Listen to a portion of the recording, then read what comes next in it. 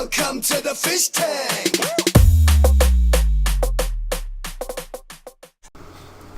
Hey everybody, Fishman here. I know this is Thursday and not Wednesday like I normally post my machining videos, but I'm getting a bit behind on this, and I wanted to post this now instead of making you guys wait a whole extra week and post it next Wednesday. So, if you remember from where we finished off, I had this up and running, and I found there's a little extra, not enough tension in the blade that I would like. So what I decided to do was to flip those two main support posts for the bottom flywheel 180 degrees, and then drill out the half-inch support hole for the main rod for it a quarter-inch closer to the base, and that would give me an extra bit of tightening. And this is the top guide, and I'm going to do the same for that, and that will give me more than enough adjustment, so not just so I can make it tighter, but also so I can have a bit of play there and tighten it as much as I want to do. Someone suggested that I can. There are places where you can buy blades that are made to order, but I wanted to be able to swap this blade out with my other offcut saw, and to do that, I just wanted to keep it the same size. Now this is going to be the main work surface. This is not the actual surface. This is going to be the support for it. And I have to go through, obviously, a fair amount of painstaking adjusting to make sure it's all square and level. Before I bolt out the holes, here they are here, I bolted those two up, and I'm going to drill this one, and then I'm going to bolt that to the main vertical support in the back. And so when I put this all together, it still stays nice and true, and also very square. If you remember from a few seconds ago, there are no holes yet cut in this for where the blade's going to fit through. And the reason I haven't done that yet is I need to make sure I have, both flywheels fully adjusted, and also everything lined up and properly tightened, and everything where it needs to be before I know where to cut the holes.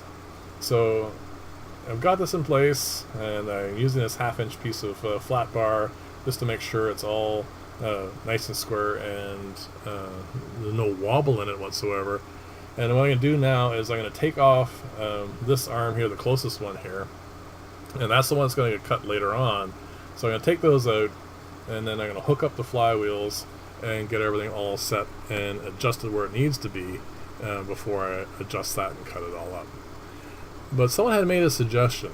They were concerned that the blade could come off the wheels, and what was I going to do to prevent that? And even though there is a fair amount of redundancy for safety, as far as the blade would have to travel through an awful lot of material before it got anywhere near being the point where it's harmful. But what I thought I'd do is I would take that to heart, and what I'm going to do here is I'm going to machine two guides. Well, not really guides, but they're going to be blade guards, and they're going to fit on those two flywheels. So what I do is I took two pieces of flat bar. They're 6 inches, but I don't want to. I didn't want to buy a round bar at that size and try to machine that down. It's first off way more expensive than flat bar, but also I wanted to use this mandrel I'd made.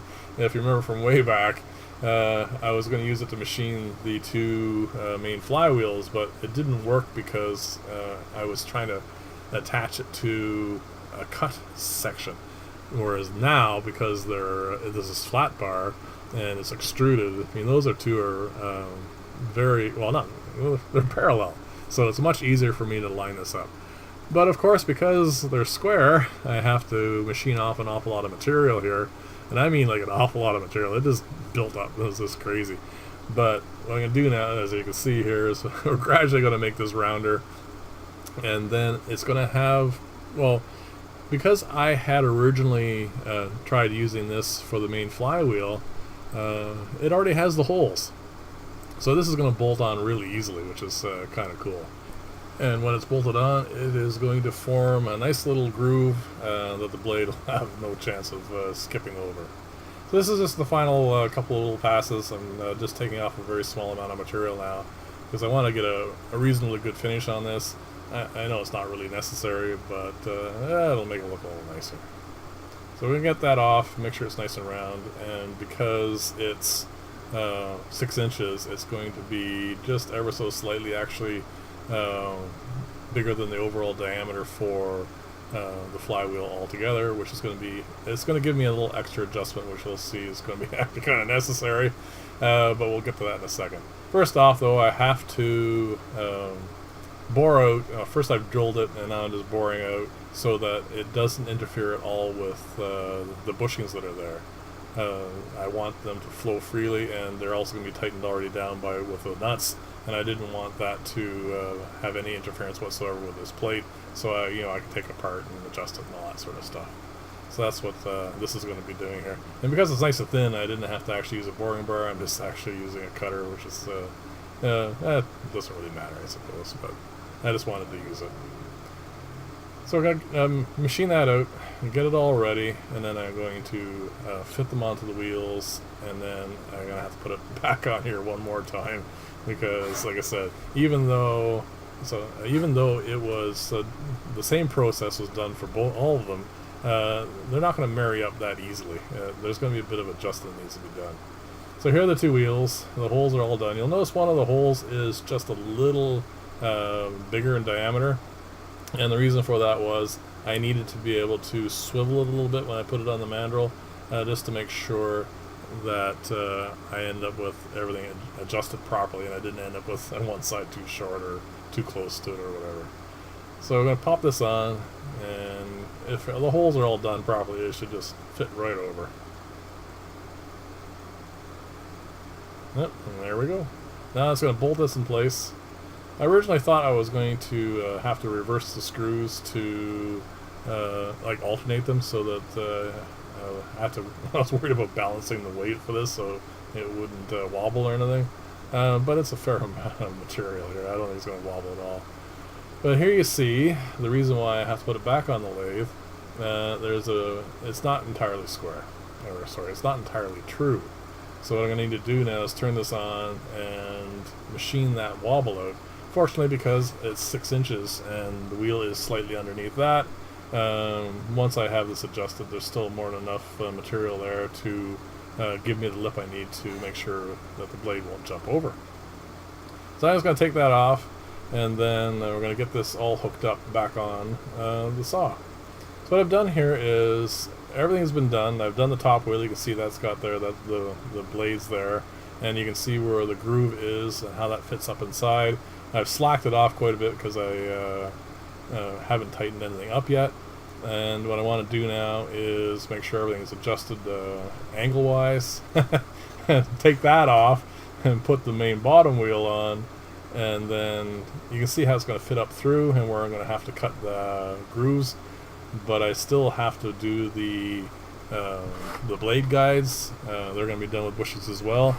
But one thing I noticed is the groove is a bit too narrow now that there's actually two sides to it, so I had to put it back on the lathe one more time, and I'm just showing you this for some silly reason because normally every time I put something on I have to do a lot of adjusting and whatnot and get everything working properly, but that one just zeroed so easily. I just thought I'd have to show it to you. So here we go. I finally got it all set up. I got the blade running with proper tension. I'm just going to show you, these are going to be the guides. They're going to go underneath that arm, of course, not on top. And there's going to be another aperture for the top. That's going to be in the next video. And I'm going to get these guides properly lined up. And then I can cut this out, because this is going to be flipped over on the other side. And then I have to make the groove for those blades to go.